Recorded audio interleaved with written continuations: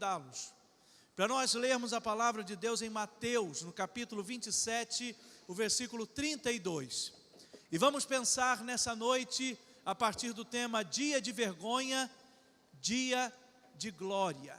Dia de vergonha, dia de glória. A Bíblia assim afirma: ao saírem, encontraram um homem sireneu, chamado Simão, a quem obrigaram a levar a cruz de Jesus. Vamos ler todos juntos? É um verso só, vamos ler juntos?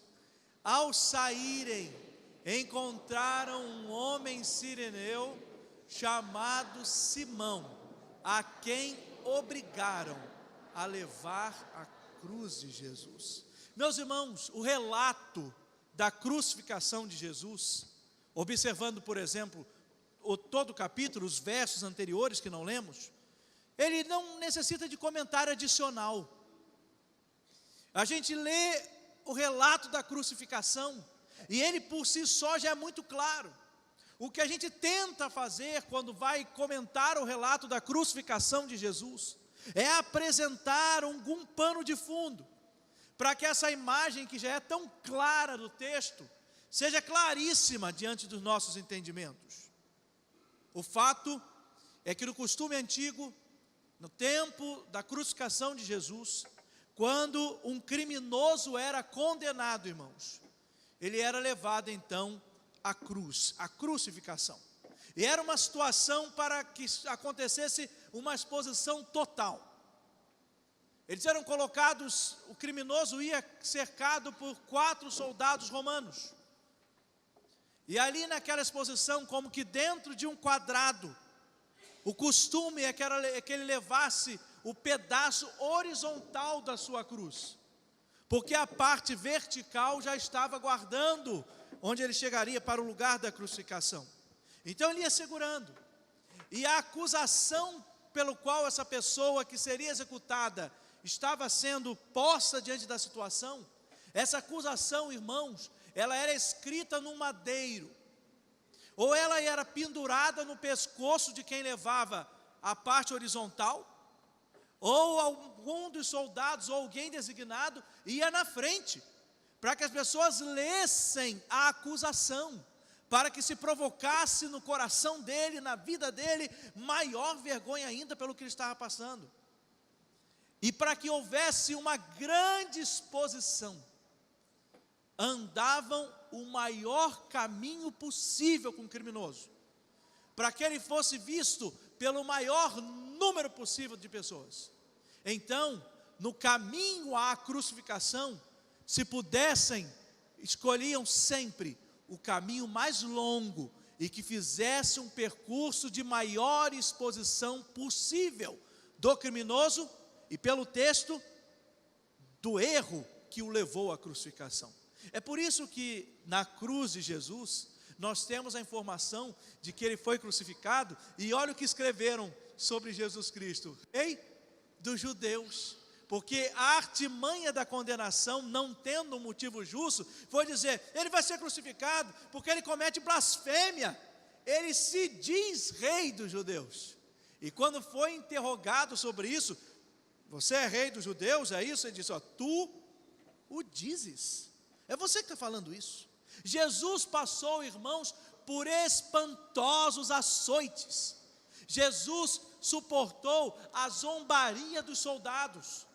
Jesus passou por tudo isso, irmãos, e de forma mais asseverada, mais cruel, intensamente pior, porque queriam ridicularizá-lo de forma medonha. Porque Jesus não era tão somente aquele que levaria ao peso de uma condenação, porque isso não aconteceu, ele era inocente, mas queriam colocar sobre ele o peso da raiva dos seres humanos que não aguentaram conviver com a luz de Deus, que denunciava o pecado do mundo, mas também mostrava o caminho da salvação. E ele foi interrogado, como de costume, durante toda a noite. Irmãos, uma véspera dolorosa. Agora vocês imaginem, apanhando, sofrendo, sendo interrogado, vivendo o vilipêndio do escárnio de pessoas maldosas. Jesus estava carregando a sua cruz, e era muito natural acontecer isso. ainda mais com Jesus que sofreu o que sofreu, de que a pessoa que estava carregando a sua cruz, ela ficava, irmãos, fisicamente exausta, e ao caminhar até cambaleava diante do peso do madeiro. Isso acontecia, e o soldado romano, ele sabia muito bem o que fazer nesses momentos. Ele sabia que bastaria a ele, diante de um momento de um criminoso cambaleante, bastaria a ele pegar a sua lança, e com esta lança, de forma avulsa, tocar no ombro de qualquer um que tivesse ali, qualquer um judeu que ali tivesse, e colocar ele para carregar a cruz de um malfeitor. Só que, irmãos, era uma das maiores vergonhas que uma pessoa podia passar, porque ele era alguém que iria carregar uma cruz que não era dele, mas só o fato de ajudar um malfeitor já o punha numa condição ridicularizante. E acontece isso com um homem chamado Simão. A Bíblia vai dizer que ele foi encontrado para achar Jesus. Simão veio de uma daquelas aldeias vizinhas, devia estar ali para chegar, para participar desse momento, só que ele vem oriundo de Cirene, longínqua Cirene, ao norte da África.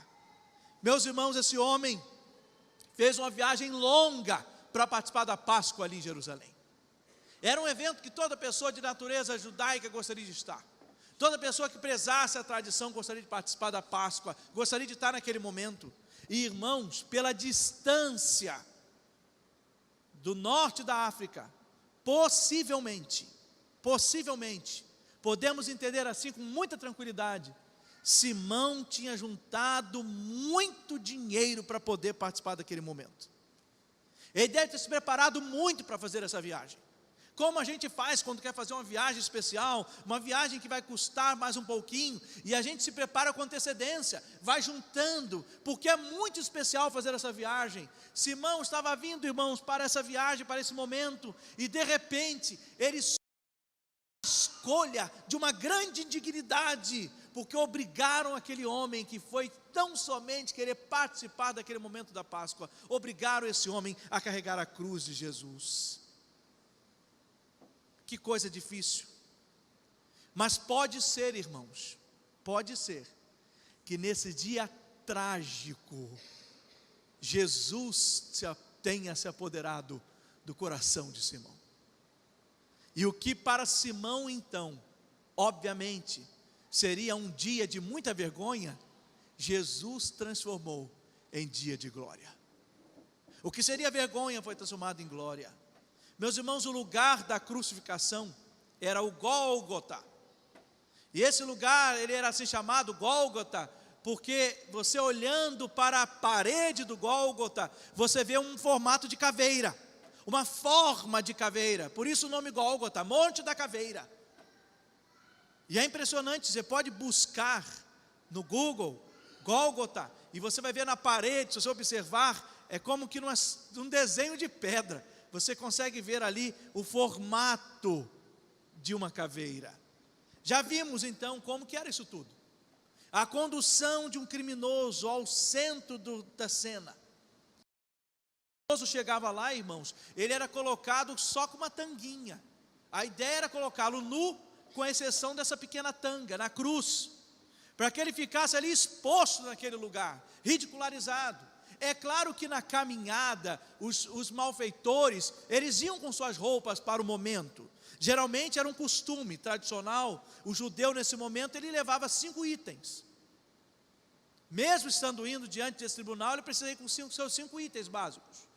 Geralmente se levava o sapato, o turbante, o cinturão, a túnica interior e a túnica exterior. E então, os 4 soldados, como prenda, como premiação, ficavam com a roupa do condenado. Cada um pegou um item, mas a mais valiosa era a túnica de Jesus, que nós vamos encontrar as informações históricas de uma túnica sem costura. Daí a tradição que afirma a túnica inconsútil de Jesus. Mas é interessante que os soldados ali estavam e lançaram sortes para ver quem ficava com a túnica. A Bíblia vai registrar isso. Lançam sortes para ver quem fica com a túnica de Jesus. Esse relato é muito bonito e evidente no Evangelho de João. Meus irmãos queridos, assim, ali no Gólgota, 3 cruzes, mas Jesus estava ladeado por 2 legítimos ladrões, 2 legítimos criminosos, mas ele inocente, ele vivendo o escárnio, a zombaria daqueles homens. E é interessante, irmãos, que diante da cena da cruz, a zombaria destacada no relato dos evangelhos é a seguinte: se tu és o Cristo, salva-te, desce da cruz. Jesus ouvia zombaria de soldados, Jesus ouviu zombaria de um ladrão que estava crucificado ao seu lado. Enquanto um foi e pediu misericórdia, o outro acelerou o canto de um coro cobrando atitudes dele. Salva a gente também, desce daí, resolve, o Senhor não é o Messias. Desça da cruz, para que creiamos que o Senhor é Deus, é o Messias. Interessante, enquanto os zombadores pediam para Jesus descer da cruz, houve um general na história que registrou o seguinte: é precisamente porque ele não quis descer da cruz que nós cremos nele. Jesus, ao permanecer na cruz do Calvário, ele mostra aos homens que o amor de Deus é um amor sacrificial. Que coisa impressionante. De tudo isso, para agora destacar com vocês o momento em que Simão ajuda Jesus a carregar a cruz. Meus irmãos, o que pode ter passado na cabeça de Simão? E aí nós vamos nos permitir imaginar o que poderia passar. Nós não podemos entrar no coração dele, nós não podemos entrar na mente dele, mas podemos, pelos registros textuais, nos permitir entender um semelhante a nós. O que poderia passar na cabeça desse homem, irmãos? Bem, possivelmente, em primeiro lugar, Simão possivelmente experimentou, irmãos, a maior humilhação da sua vida. Pode ter sido essa, porque era uma vergonha, isso a gente já sabe que era. Era uma tragédia você ser posto, colocado como quem carrega a cruz de um malfeitor. Este deve ter sido o sentimento de Simão de Cirene, lá da África. Sem dúvida, alguém que veio de tão longe para comemorar a Páscoa. Agora, possivelmente, todo o seu dinheirinho economizado estava sendo ridicularizado junto com o papel que ele tinha que exercer. Esse homem estava em Jerusalém carregando a cruz de Jesus, a cruz que, segundo diziam, erradamente, mas era o afirmado, é de um homem malfeitor, é de um bandido, é de um ladrão, é de um maldito entre nós. E agora Simão experimenta a humilhação de carregar sobre os ombros o madeiro horizontal. Simão deve ter se sentido, irmãos, profundamente amargurado. Simão deve ter odiado os romanos. E pode ser também que enquanto não tivesse o entendimento de Deus revelado ao seu coração, pode ser que tenha odiado o que ele talvez poderia ter pensado: quem é esse delinquente que eu preciso carregar a cruz para ajudá-lo? Pela história, pelo contexto, pelo que acontecia, carregar a cruz de um malfeitor era participar de uma humilhação. Simão pode ser, irmãos, pode ser que ele tenha experimentado nesse ato a maior humilhação da vida dele. Imaginem, carregar a cruz de um malfeitor. Você gostaria de carregar a cruz de Barrabás? Gostaria de dar uma ajuda? Vou ajudar Barrabás a carregar a cruz. Pense aí no malfeitor dos tempos modernos. Lembra alguém? Eu sei que a gente vai lembrar muitos, né? A gente lembra a porção, a gente não lembra da gente, né? Mas vamos lembrar uma porção. Quanta gente difícil, quanta gente difícil. Você ajudaria a carregar a cruz? Meus irmãos, mas se eu perguntar para você, e a cruz de Jesus? Você gostaria de ter ajudado? a gente sabe quem Ele é. Essa é a diferença. A gente sabe. Agora, não o sabendo, se foi esse o caso, que humilhação. Só que a gente pode também nos colocar a pensar numa outra possibilidade. A outra possibilidade é que Simão experimentou a maior glória da vida. Nós podemos tentar fazer leituras dessas entrelinhas. Talvez pode ter sido a intenção desse homem, ao chegar no Gólgota, lançar aquela cruz no chão e se afastar o mais depressa possível daquele lugar. Relatos históricos, até filmes históricos, mostram de forma sublime Simão deixando e saindo, e lançando o olhar como quem fica: o que vão fazer sobre esse homem? Como na dúvida, me parece que ele não é tão cruel como estão dizendo. Pode ter acontecido, mas irmãos, é também possível, plenamente possível, que algo em Jesus o tivesse fascinado, porque Jesus é assim. Vocês se lembram quando foram prender Jesus e Pedro estava um pouco afoito, e quando o soldado se aproximou para prendê-lo, o que Pedro fez com a orelhinha do soldado? Contou um segredo, né? Contou nada, fez um carinho naquela orelha? De jeito nenhum.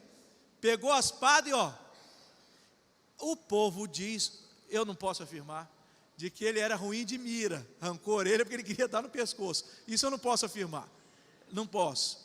Mas a orelha foi, isso eu sei que foi.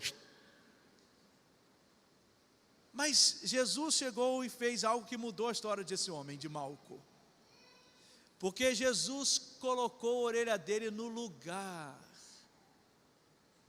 Eu fico tentando imaginar a cena, mas confesso a vocês, que um intérprete que mais me maravilhou quando fez o filme sobre Jesus, e o filme dele me permitiu me emocionar muito em várias cenas, mas foi quando eu vi o filme A Paixão de Cristo, de Mel Gibson.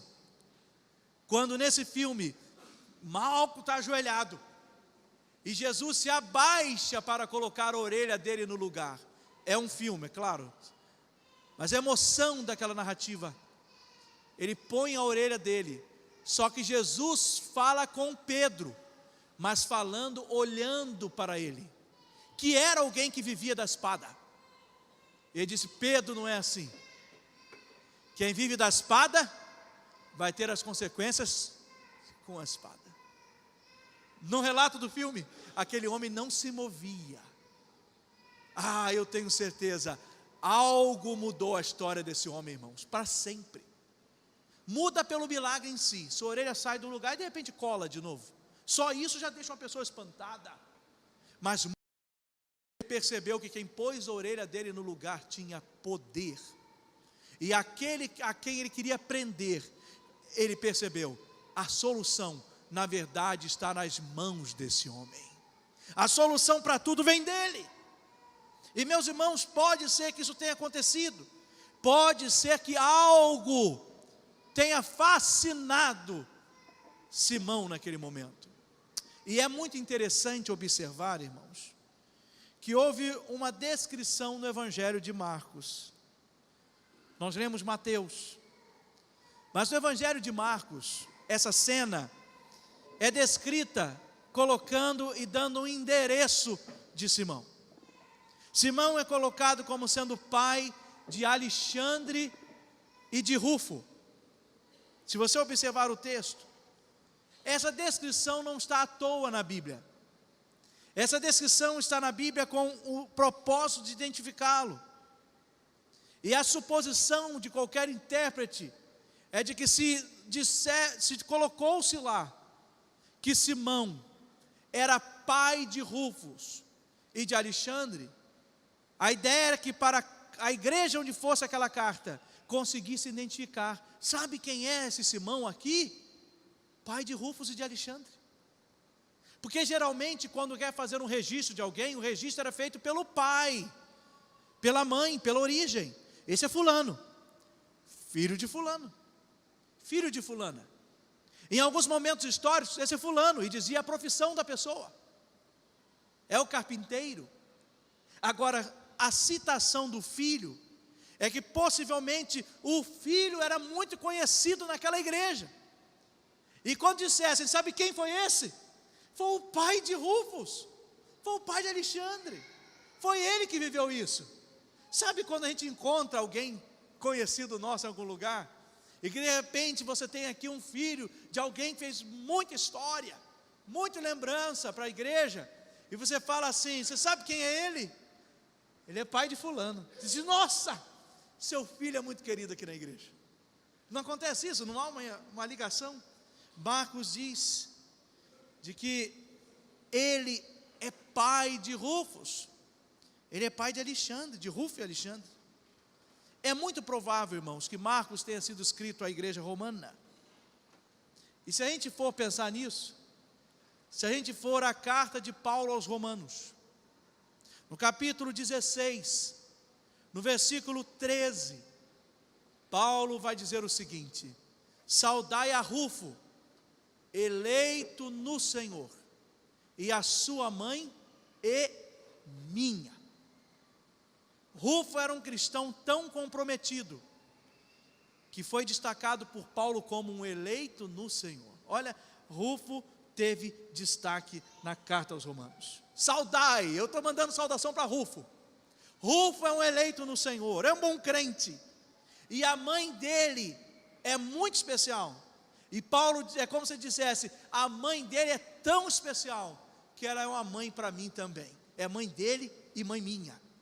A mãe de Rufo era tão querida por Paulo, que ele vai dizer, olha, manda um abraço para a mãe dele, é minha também. Rufo, a mãe dele. Agora uma lembrança, e é interessante, irmãos, que quando nós vamos para lermos Atos no capítulo 13, nós vamos encontrar a beleza da igreja em Antioquia, estava despachando os missionários Paulo e Barnabé para pregar o evangelho, para viagens missionárias. E é interessante que um daqueles homens citados ali era Simão, cujo nome tinha origem africana, Simão também chamado Níger. Níger era um nome comum para pessoas procedentes também da África, e então bem, pode ser uma leitura possível, de que aquele homem foi transformado por Jesus, irmãos, e que influenciou a igreja, e que seus filhos ficaram na igreja, e que seus filhos ficaram, pelo menos Rufo ficou tão firme na igreja, que ali naquele momento na igreja, ele foi destacado como uma pessoa especial, e a mãe dele foi destacada também como uma pessoa especial. Que coisa linda! Pode ser, irmãos, que tudo isso tenha acontecido ali na caminhada da crucificação. Se é este encontro de informações bíblicas, e se bate essa informação histórica nesta possibilidade erguida, nós temos a transformação da vida de Simão. Simão foi transformado por Jesus, ao carregar a sua cruz. O que seria um dia de vergonha, se transformou em um dia de glória. A vida dele mudou, irmãos, a história dele mudou, e aquele homem que teve a história mudada, conseguiu disseminar aquilo na sua casa, e disseminou de tal forma, que influenciou a sua esposa, influenciou os seus filhos, de tal maneira, que o apóstolo Paulo, quando vai fazer menção sobre Rufo, ele vai dizer, esse Rufo é muito especial. Manda um abraço para ele, e manda um abraço para a mãe dele. A mãe desse menino foi como uma mãe para mim. Tudo isso por causa da cruz. Tudo por causa da cruz. Como é bom, irmãos, nesse dia do pastor, lembrar-se de Simão de Cirene. O que mais nós precisamos, como pastores, é sermos parelhos de Simão. Que honra, que privilégio, carregar a cruz e ajudar Jesus. Ah, se pudesse voltar no tempo, irmãos, eu confesso a vocês, que sabendo a história como eu sei, eu gostaria de ter estado no lugar de Simão. Pode ser que eu não saberia tudo, como ele não podia saber. Pode ser que eu tivesse uma reação muito zangada. Por que eu, Senhor? Ainda mais se for uma pessoa mais tímida. Já pensou uma pessoa mais tímida ali? Me acharam. Tanta gente. Por que logo eu? Mas imaginem, irmãos, que privilégio. Que privilégio. Ah, se eu pudesse. E se o texto bíblico pudesse dizer assim: e pegaram à força um tal de Elildes de Cabo Frio e o obrigaram a carregar a cruz de Jesus. Que honra, não seria? Que privilégio. Eu poderia não entender, mas que privilégio seria ajudar a Jesus a carregar a cruz. Mas eu queria dizer a você e a mim que é isso que Jesus faz. Como assim? Noutro sentido e noutra direção, é isso que Jesus quer de nós. Jesus disse o seguinte, em Lucas, no capítulo 9, no versículo 23. E eu quero te convidar a ler comigo, bem firme, leitura com a alma. Eu quero te convidar a ler esse texto. Vamos juntos? Jesus dizia a todos: se alguém quiser vir após mim, negue a si mesmo, tome cada dia a sua cruz e siga-me. Ah, que coisa boa! Quase Jesus pode dizer assim: quer caminhar comigo? Vai bater um papo com Simão. Quer andar comigo? Imita Simão. Tome a cada dia a sua cruz. Aquela cruz era de Jesus, mas foi também de Simão. Porque se ao carregá-la, ele teve a oportunidade de ter o encontro, de estar juntinho de Jesus. Carregar a cruz é uma bênção, irmãos. Jesus não quer que tomemos a nossa cruz para que vivamos a afronta e a vergonha. Ele já passou isso pela gente. Ele já sofreu isso por nós. Não é para isso. Jesus não quer que você carregue a sua cruz para que você morra crucificado no meio de dois ladrões. Não é preciso. Ele já passou por isso. Ele já fez. Já está suficiente. Já é tudo que nós precisávamos. Mas Jesus quer que sigamos com a nossa cruz, porque essa cruz representará um compromisso com Ele. É muito fácil ser cristão de boca, de lábios, de afirmações sem compromisso. Sabe, irmãos, nós tivemos um tempo de muita ridicularização do Evangelho. Ser crente era muita zombaria antigamente, muita. Eu na escola fui zombado muitas vezes. Brincadeiras jocosas, não é? Crente quente, já viram isso? Muita zombaria, muita zombaria. Meus irmãos, depois entramos numa época em que ser crente está na moda. E aí a pessoa se declara crente, mas não muda de vida não. É crente, mas faz tudo o que fazia. Tudo. Até gente famosa, que tinha programas indecentes e indecorosos. Fazia o programa indecente e indecoroso. Mas você é crente? Eu sou evangélico. Parecia que estava na moda. Sabe por que acontece, irmãos? Existem pessoas que se dizem crentes, mas são crentes nominais, porque não tomam a cruz. Tomar a cruz é para mudança de chave. É quando eu me identifico com Jesus na sua morte, para que eu possa viver da vida dele. Ah, quanto desejo! O apóstolo Paulo queria, Pedro queria, outros apóstolos declararam, com palavras diferentes, é claro, mas o cerne de uma declaração bíblica de que eu quero conhecer a Cristo, como disse Paulo. Eu quero conhecer a Cristo. Eu quero participar dos seus sofrimentos, para que de certa maneira eu possa participar da vida, da vitória, da ressurreição, do novo tempo instituído pós-cruz do Calvário. Mas sabe qual é a beleza, irmãos? É que a cruz de Jesus está vazia, e aquele objeto já não mais existe. Não mais existe. grupos religiosos querendo, mercenários, querendo fazer dinheiro com a fé. Meus irmãos, esses grupos religiosos mercenários, eles venderam tanta lasca da cruz, tanta, que a cruz devia ter a grossura desse templo.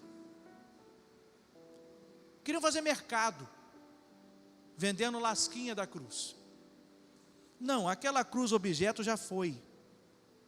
Não é essa cruz objeto, ela já foi. Mas a cruz propósito, a cruz ideal, está de pé até hoje. Está de pé. Tanto está de pé, que Jesus fala assim: pega a sua, pega a sua, pega a sua, pega a sua cruz. Sabe, eu olho para Simão e vejo um homem cego. Não literalmente, cego. Mas eu acho que se Simão vivesse nos nossos dias, ele que seria o autor de um hino do cantor cristão. Eu acho que se Simão vivesse nos nossos dias, ele ia dizer o seguinte: ah, tão cego eu andei, e eu perdido vaguei, longe do meu Salvador. Mas da glória desceu, e seu sangue verteu, para salvar um tão pobre pecador. Eu acho que Simão ia dizer que um dia eu parei, e vi meus pecados, e sobre mim o castigo da lei, mas eu depressa fugi, eu corri, eu em Jesus me escondi, e refúgio seguro nele eu achei. E acho que Simão ia dizer para a gente assim: sabe o que aconteceu comigo? Eu era cego, mas foi na cruz, onde um dia eu vi meu pecado castigado em Jesus. Foi ali, pela fé, que meus olhos abri, e eu agora me alegro em sua luz. Depois de entender isso, irmãos, a gente carrega a cruz de Jesus pulando, saltando. É glória, me dá essa cruz. Se nós soubéssemos que Jesus ia passar aqui com a cruz, nós iríamos brigar, irmãos. Eu quero carregar um pouquinho, deixa eu carregar, eu quero carregar a cruz. Você não queria não, irmão? Imagina, Jesus está passando, irmãos, ia ser uma fila. Sou eu agora, depois dele sou eu, hein? Não passa à minha frente, eu vou carregar a cruz de Jesus. Mas meu irmão, essa briga nós não podemos ter e não devemos. Mas eu queria te convidar a brigar com você mesmo. Essa briga é boa, sabe por quê? Porque essa você não quer. O pecado faz a gente não querer essa. Mas eu queria que você briga com você e diga assim: Senhor, eu vou brigar comigo, porque nessa noite eu vou tomar a minha cruz e eu vou te seguir.